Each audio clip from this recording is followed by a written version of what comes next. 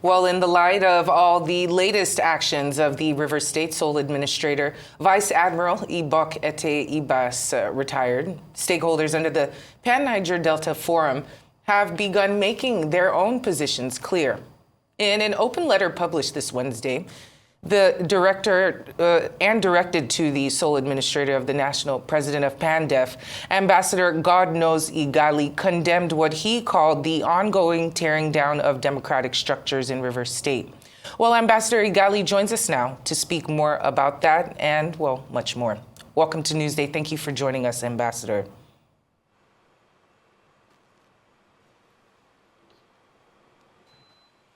Good afternoon. Good afternoon. Well, given the recent reports of the Federal High Court restraining the sole administrator in River State from making these appointments that we talked about in the intro, what is your own understanding of the legal standing of these appointments and, well, the repercussions thereof? Well, thank you very much. Not going to get into too much legalities and constitutionalism of some of these actions, but primarily is the fact that the sole administrator came as a result of a declaration, a gazette that was published on his activities, on his functions. Then secondly, there was a National Assembly resolution that gave him the power to go and operate. And in both of those documents, no place was it written that when he takes office, the structures of governance, the institutions of democracy will be stripped, will be taken away, and that the sole administrator will begin to exercise imperial powers, powers that were even the president of the country does not have. Powers that can tear everything apart.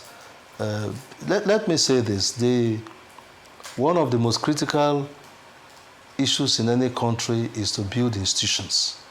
What keeps democracy to go on and what builds nations are institutions.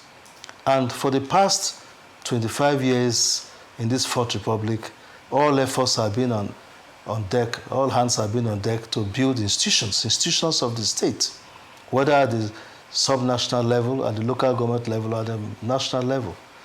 A sole administrator is what we call a chargé d'affaires, somebody just to be in charge of affairs until things normalize. And in all constitutional procedures, a sole administrator is not an emperor. A sole administrator has to operate within some margins. Now, the sole administrator started by suspending some of these institutions, and we felt very uncomfortable. I had a first-hand experience because passing through Port Harcourt Airport, I saw that the images of the governor had been taken away. He's still the governor, elected governor of the state, and he's under suspension, but he's still the elected governor of the state. Secondly, we now started to see suspension of this, suspension of that, suspension, and we thought it would be a level of suspension. But now you remove, for example, the State Electoral Commission from suspension, you now reappoint a completely different set of people to that same office or other boards of the state. Also, you now appoint new local government administrators, which means the sole administrator is appointing sole administrators again. Listen, this is a country where we are trying to build institutions. The civil service structure of the country is well formatted to hold the brief when we have such cases. We had a case where President Buhari came into power, and for 6 months did not appoint ministers. He said, in fact, Buhari declared, I want to work with permanent secretaries if I have my way. Only that the Constitution debars me from doing that.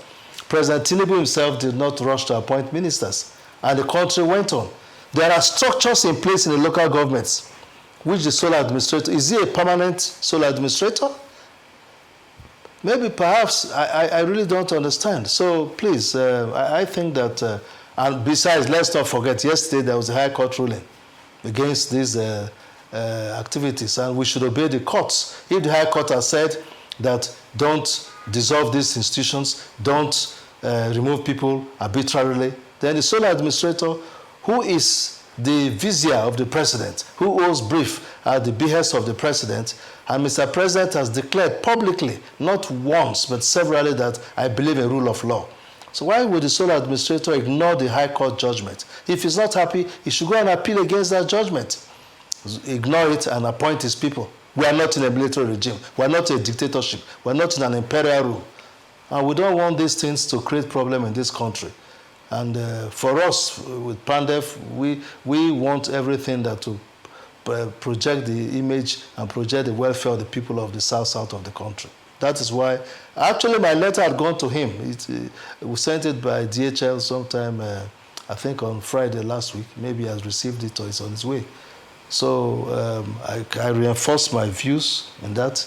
And Ibas is a great man. He has served this country, rose to the top of the Navy, one of the most reputable institutions in the country. He had been an ambassador. And let's remember that when we are given these difficult assignments, we still have to keep our moderation and be able to do things that are right. No matter the pressures that come for us to do the wrong things, sometimes we should be able to say, no, I can't do this, it is wrong. And the sole administrator is wrong. And all Nigerians of good conscience, all Nigerians of goodwill, all Nigerians that love this country should say that this is a wrong step taken, and it should be reverted, it should be redressed.